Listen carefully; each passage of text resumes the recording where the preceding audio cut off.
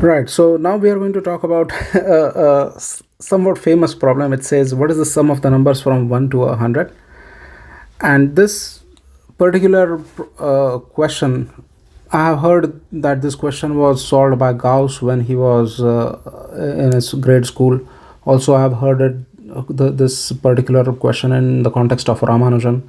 I've heard this in a couple of different contexts. I don't know which one of these is, or if any of these is true. But this, nevertheless, is a somewhat tricky problem that warrants a good method to solve it. And the purpose is not to find the actual sum of these numbers. I mean, that by itself is not a valuable objective. We want to come up with a general method for solving these and similar types of problems. So that's the purpose of this. So what is the sum of the numbers from 1 to 100?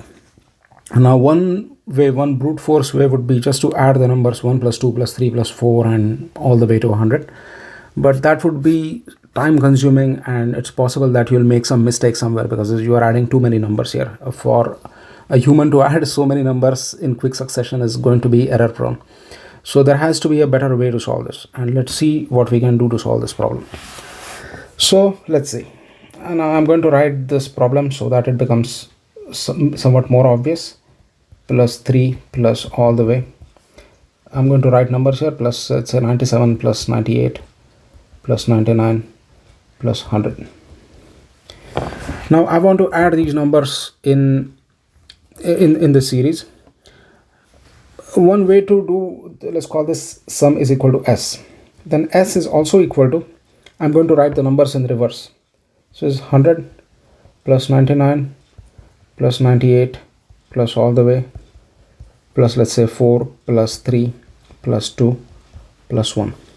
And I have written the numbers in a way, the numbers one below the other and the reverse of the numbers, that let's see what is the purpose of doing it this way. If I were to add these two equations, you know that we can add equations. So if a is equal to b and c is equal to d, then a plus c is equal to b plus d.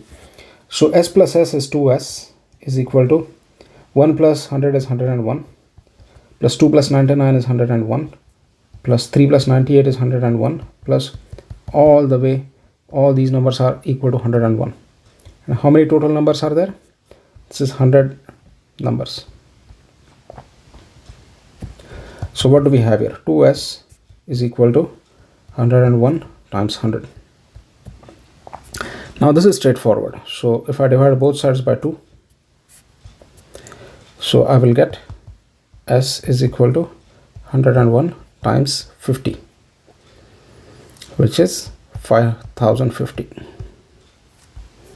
So that's the sum of the first 100 numbers.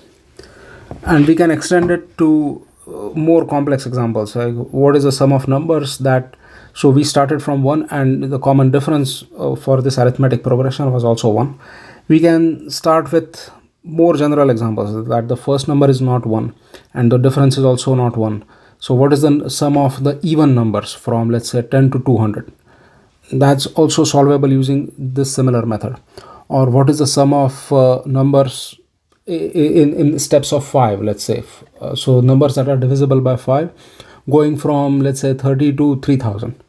The number starts from 30, goes all the way to 3000, and the gaps between the numbers are equal to 5. This and similar types of problems can be solved using this intuitive approach here, that you can reverse the sum and the individual numbers will add up to the same number. So that